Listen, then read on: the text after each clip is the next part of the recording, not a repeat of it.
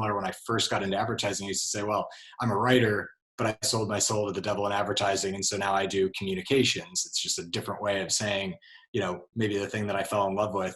But when, people ask me just man on the street kind of stuff, I would say I work in advertising or I work in marketing. And you and I both know that's not really what I do and not really how I think. So I'm only recently starting to describe myself more as a researcher or an analyst. But if you ask me a follow-up question to that, I always tell people that I dig into a problem and try to express it back to my team in a way that, unlocks our creative potential. Yeah. It reminds me, I had someone ask me that like a year ago. And I said, I work in advertising. And they said, oh, like you sell yellow page ads to companies or something? And I'm like, no. I was thrown off as that as their point of reference. But yeah, it means a lot of things, right, to different people. So my mom, when I got my first job in advertising and I was working on Anheuser-Busch, she saw a billboard in Chicago that was for Bud Light. And she called me really excited and said, I just saw a billboard. Did you do that? And that is the association she had with, Greg works in advertising. So when I see an ad, that must be a thing that he did. And there's some truth to that, but I did not do that billboard and I had nothing to do with it. I wasn't even working on that account. So it just goes to show that it can mean a lot of different things. That's so funny. One of my first jobs out of college, I was resizing billboards and graphics on soda fountains for Pepsi and all kinds of Pepsi products. And so whenever I would walk into a restaurant or see one of their billboard, it was often when I'd walk into a restaurant and I would see the fountain machine and I could tell if it was graphics that I had resized. It was very easy work. But I remember mentioning that to people I was with and they're like, that's the most random thing in the world. It wasn't impressive to them. They're like, that? Okay. It's funny what you get your hands on in this industry. Sure is. What's one of the most, can you think of one of those situations where you're like, I can't believe I'm doing this type of work?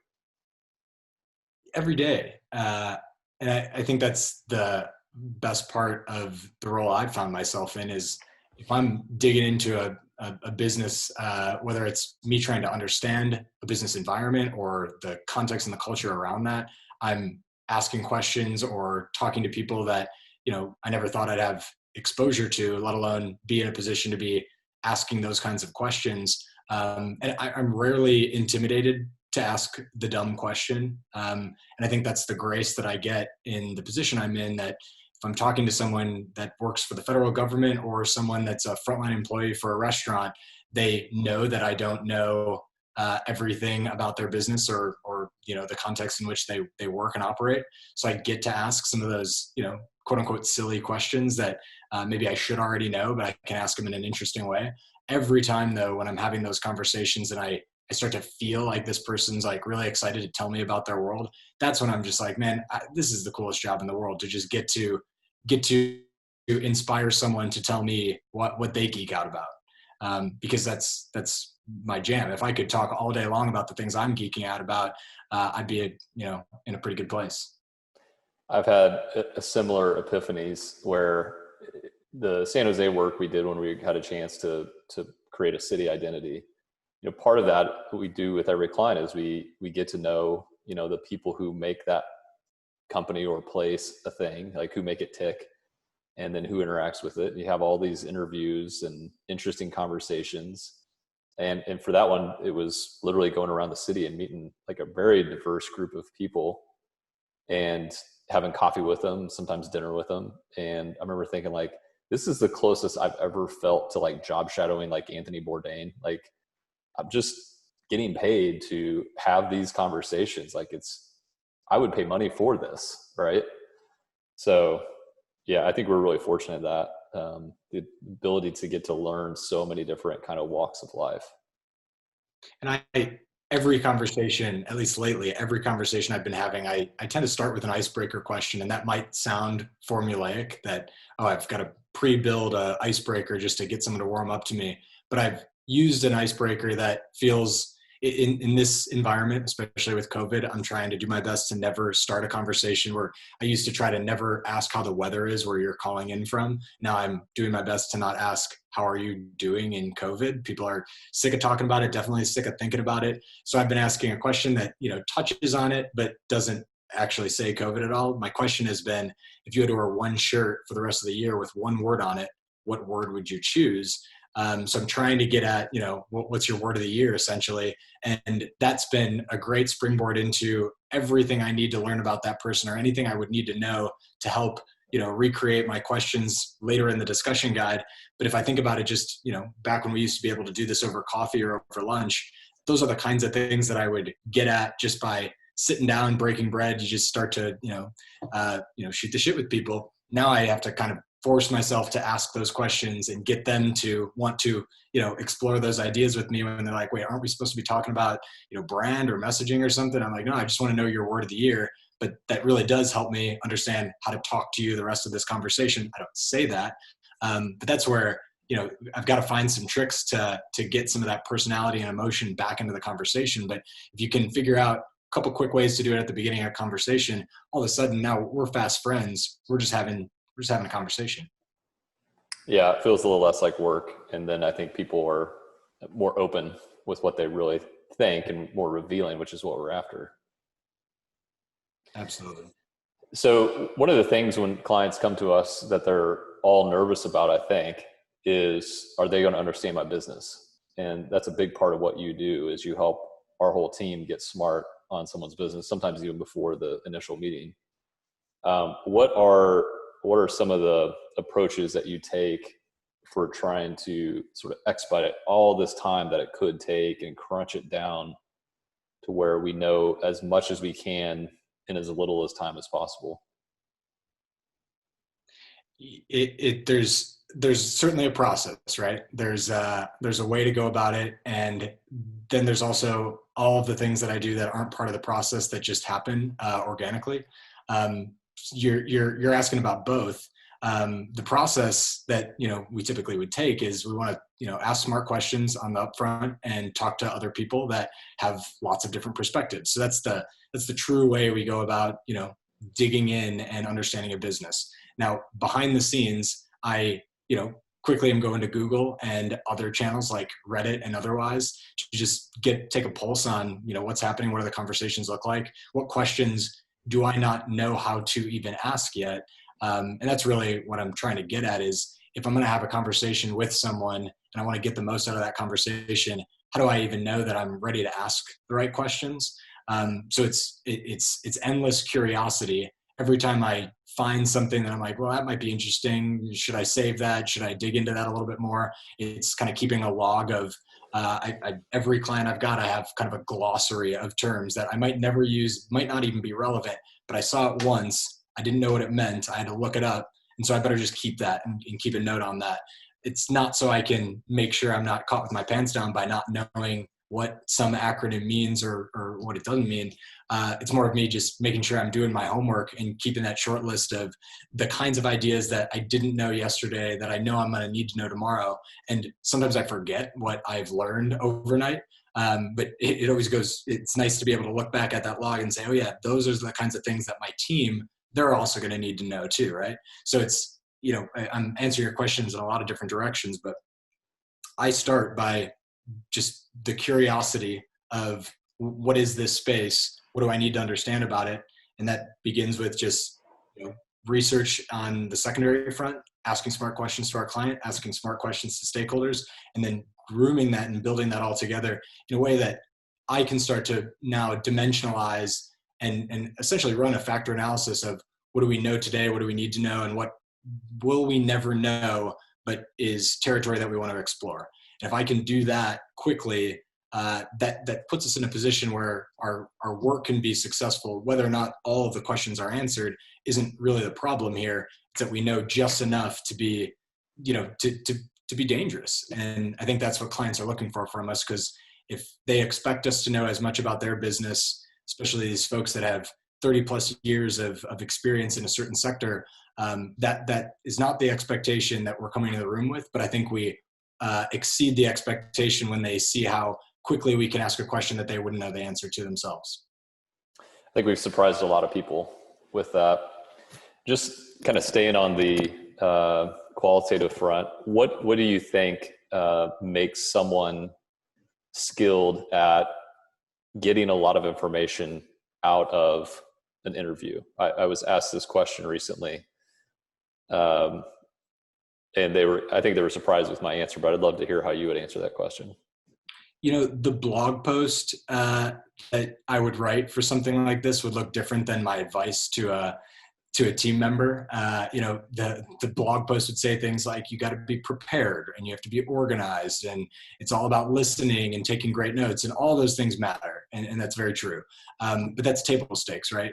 The thing that I think, and you're about to hear my dog bark, the thing that is unique about some of the best minds that I've been around from a qualitative perspective isn't just that they're great listeners and they're compassionate. It's going to sound a little cookie cutter, but that sense of empathy where you are truly able to take yourself out of your own position and put yourself in someone else's shoes, that takes a lot of practice. But it also takes, I think I grew up, hang on, Justin, you're recording me right now. I know. That's fine. That's okay. That's all about. Gotta take a dog break. You just see me like bumper in the tush as Yeah. I hope you can cut that out, but we'll fade it. The stream of consciousness, the empathy that you need to be able to do that. I think whether I learned to be an empath or it's something I'm always practicing, I think even that is, the empath's mind at work of trying to ask myself, like, do I really know that perspective, or am I just, manufacturing it because I am told what that might feel like? But I learned at a young age when I saw that, hey, that person doesn't see the world the way I see it or doesn't think the way I think. And it was less about, does that person agree with me or not? It was more about me being curious and asking my mom, like, well, why is that different than what I think? And learning that, wow, there's a lot of different perspectives, a lot of nuance, and context means everything. And then realizing, like, almost the insecurity of, if I see a thing a certain way, is that what everyone else sees? If I say something, is it going to be interpreted the way I intended it to?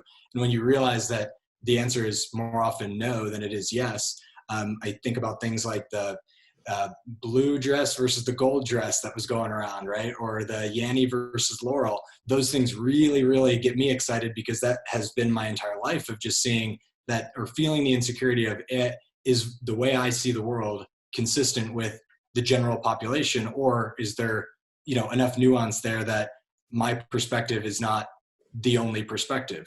Having that first, acknowledging that, and then having the empathy to go look for those other perspectives, but not to bring your perspective to someone else, and instead remove yourself and sort of operate independently of that.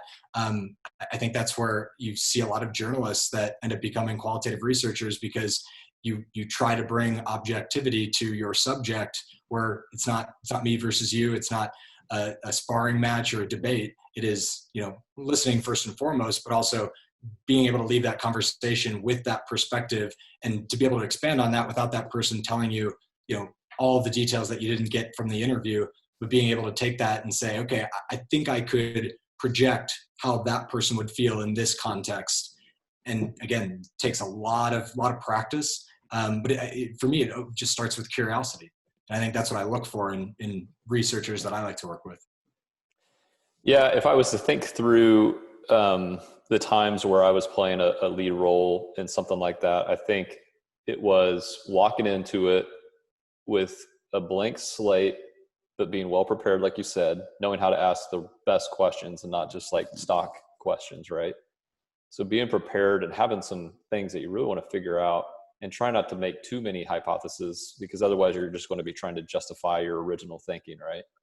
So you kind of go in with a bit of a blank slate. But yeah, that empathy and emotional intelligence, I think, is really important, because that's the whole point of qualitative, is you're looking for an emotional reaction of, like, that looks painful or that looks exciting. And now let me go down this rabbit hole here. Like, what led to that? What led to that? What led to that? Those are the things that you can't get out of data, right? It's so hard to get out of data. And that's what makes it fun, is like, what turns people on and what turns them off. And then it seems like there's this progression as you start finding patterns as you talk to people and your questions change through the process. By the end, you do have, typically for me anyway, you do have insights that are being made, and now you're trying to validate and trying to beat them up with your final people. So like the initial interviews and the last interviews, in my experience, have been very different. That's just how I've approached it. But absolutely. I had an interview yesterday that I didn't feel like I got as much as I could have out of it. And I think it was, you've kind of hit on this, but there's a trust element at the beginning. You've got to earn that trust and have some amount of chemistry.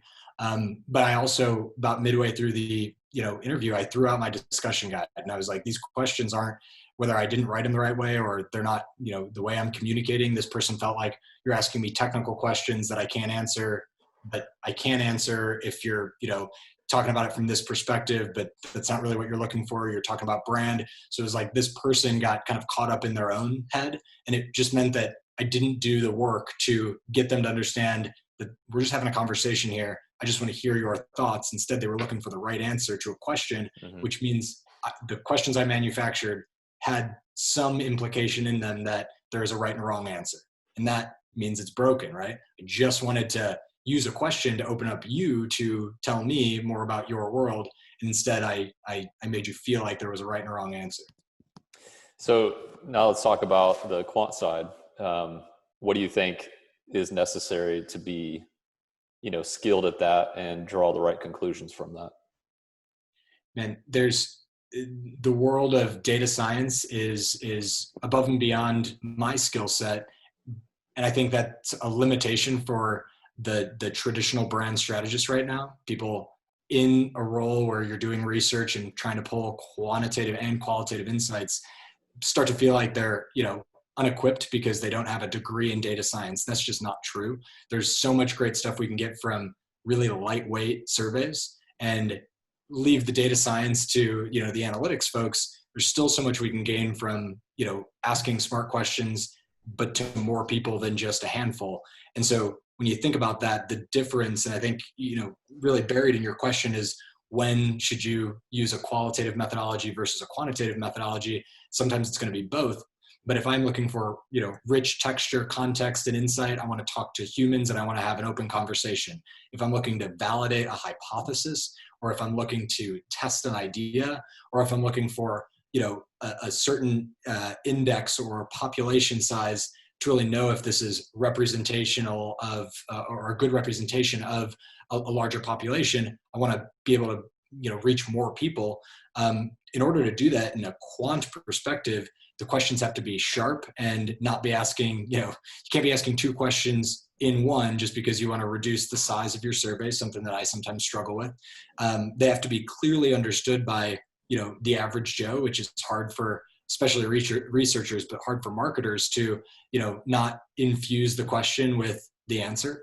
And I think even more than that, is the question the most important part of quantitative research, or is it the options, or even just the question choice and the way you survey people? Is it multiple choice? Is it a Likert scale? These things really do matter and are often overlooked even by really strong researchers.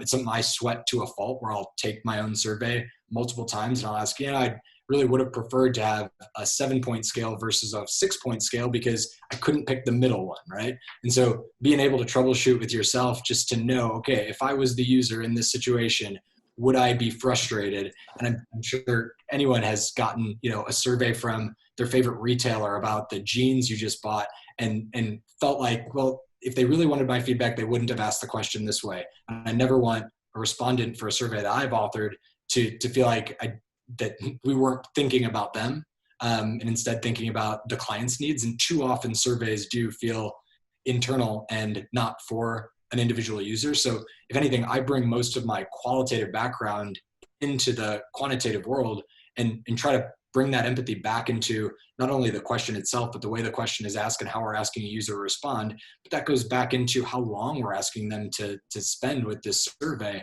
How long would it take them? What's the experience? How does it feel when they're clicking different options? Does it feel like they can go back, or do we want them to be able to skip questions? Those things do really matter. And I've seen bad data come back from a survey that's written very well, has a strong methodology, but misses the mark on maybe the last question where someone's like, you know what, I'm done. And I've done 9 out of the 10 questions, but that last one, I'm going to, abandon the survey. And that's when you start realizing, man, even the people that did complete the survey, did they also have the same problem? And do I have to throw that data away? I think there's actually more bad survey data out there than most people realize, which is why I've always been a proponent of, layering that against the qualitative interviews, putting it against search data, putting it against competitor data, other types of sources that you can pull, and try to find the delta where everything starts to match up and you don't have as many outliers or just single points of failure potentially in the bad. But, at the end of the day, also, I think it's important to stop and say, what's the point of us doing this anyway, right? Why don't we just get into execution? The point is because we're not confident. We're not confident enough to start the execution, right? Like, I believe that's what research is about. It's about to have confidence that we're about to go execute on a sound plan, that there is truth in what we're pursuing, and we're going to have a high likelihood of success. And so if you skip that, you're really kind of just winging it. And if the stakes are high, you need that, right? I think we have been pretty good at finding the right amount of research and not trying to hit everything with a sledgehammer, but then also not going light whenever it's like a high stakes enterprise level problem. I think that's really important, Absolutely. And I think you mentioned that there's a lot of bad data out there, or bad survey data out there rather, but there's also a lot of it in general. There's a lot of survey data out there. So the first thing I do before I build a survey is I try to find if there's data out there that is addressing either the exact question or a similar question to one that I would ask.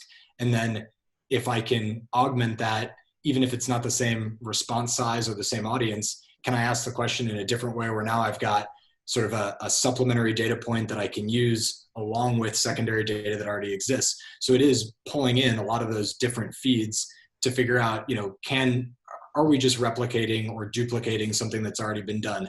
I think there's too many surveys out there that ask a question that someone else has ran a survey. We don't need to ask people that same question. I think I like to think of myself as a consumer first and foremost, as someone that has taken surveys. I don't want to be asked the same thing over and over again. So I put that burden on a researcher to make sure, if me as an individual, if I've been asked that, even if it's not by you or by your company or the client you're working for, if I've been asked that, that still feels like you're asking a redundant question to me. And I don't want anyone to feel that way. And I think they would be excited about answering a similar question in a different way more than they would about, reaffirming the answer that they gave last time around. Yeah, I think that's how you get better quality data too, right? So if it's just like good design, if a good designer pays attention to the design, you're more likely to pay attention to that work. If a survey is designed in a way where they clearly put time and attention into it, you're going to mirror that and more likely to, as soon as you see a sloppy, half-assed question, that's kind of the answer you're going to get, or they're going to rush through it or just bounce out. So this is shifting back to your time at Native. So you've been with us for a few years now. You've seen some of the evolution of how we've kind of changed. We hit our 5th year anniversary during quarantine. What are some of the stories or memories or things that you're more likely to share with friends or family about your time here? I don't brag about my tenure at Native because we're growing pretty quick, but I do keep the number 7 in mind.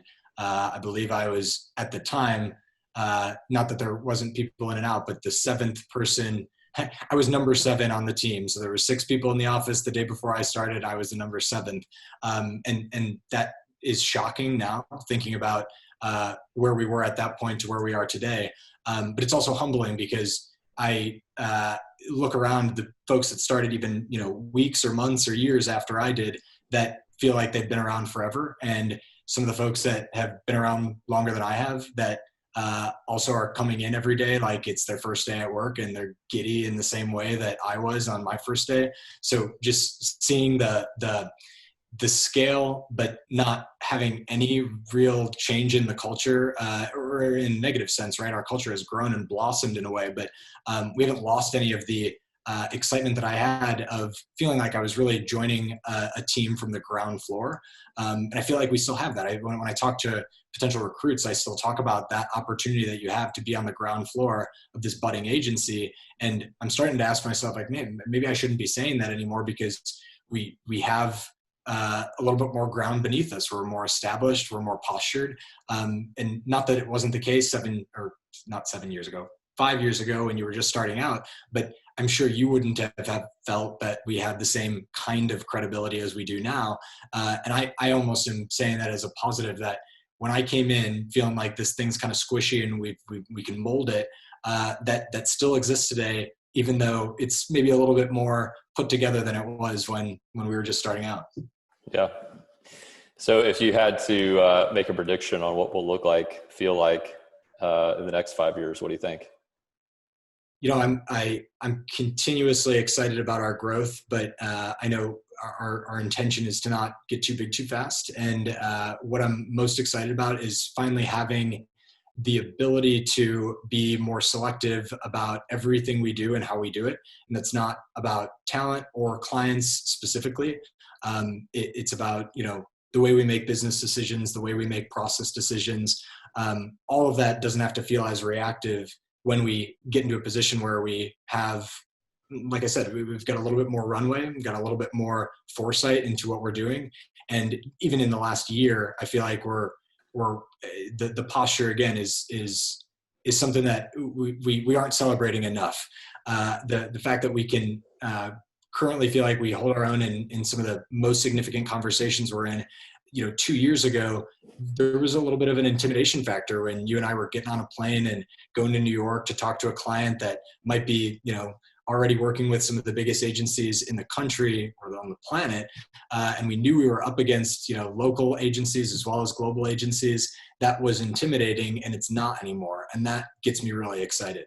The fact that we're being brought in not just as a vendor for a certain discipline, but seen more as full service or seen as a specialist in a certain capability or skill set, that gives us a very different forward trajectory. So the question is, where do I see us going? And I think the opportunity is, there's no cap to it for what we can do with the position that we're in right now. And I think the thing I'm excited to celebrate today and to cast the vision for the future is just the discipline we've had to get to where we are today is not lost on me. And the amount of focus it took to be in a position where we, can be looked at as a specialist as well as a generalist, and have both of those things coexist and not be competing messages, I think is really exciting. And we're not the fat and lazy agency that just is resting on their laurels, right? We're restless to a fault, right? We're always looking for what's the next thing we need to improve on to be able to move to the next level. So again, specifically what I'm excited for in the future is, what are we going to do with that? And I think we've got a little bit of a lightning in the bottle situation here, but we're not suffering from the analysis paralysis of, okay, what do we do with that? Instead, we're exploring and experimenting, which I think is the coolest part of being at Native now. Yeah, and I also think the measuring stick that we use to say this is what proves that we're effective, or this is what success looks like, I think we're kind of throwing that out the window a little bit, and we're going to define our own measures of success. I think the standard ones are potentially negative. I think you can follow that down a bad path. And I think we've kind of reached that point where we want to set new measures of what success looks like. I mean, we always have, but I think that's an interesting opportunity for us to say, why don't we decide what we think success looks like? And let's go after that versus just what the industry is saying we should do and things like that. Well, even your point about measures of success, I don't know if you'd agree with this, Justin, but I've never felt like we're chasing anything. And I've been exposed to plenty of agencies, and I feel like every single one of them has something that they're chasing, for better or for worse, right? Is it that big client, or is it that car account? Is it a certain industry? Is it an award? Is it having a Super Bowl spot? Not that those things don't matter, but they've never mattered enough to us to get in the way of the things that do matter. And I think we can always be chasing, a certain revenue target or a certain head count, but still those numbers always to us are, in the way I've always understood it, is those are ways in which we can measure against a bigger goal, but that's not the goal. And that's, at the end of the day, that's why we've got a team of people that are showing up for the right reasons, because we're not chasing awards, we're not chasing the big account, we're not chasing the Super Bowl spot, and still those things are coming, and organically they're coming to us. And I think that's why they're, much more fun to celebrate any of the awards or accolades we've gotten, because that wasn't the goal, that was a means to an end. In the end, we haven't realized yet, right?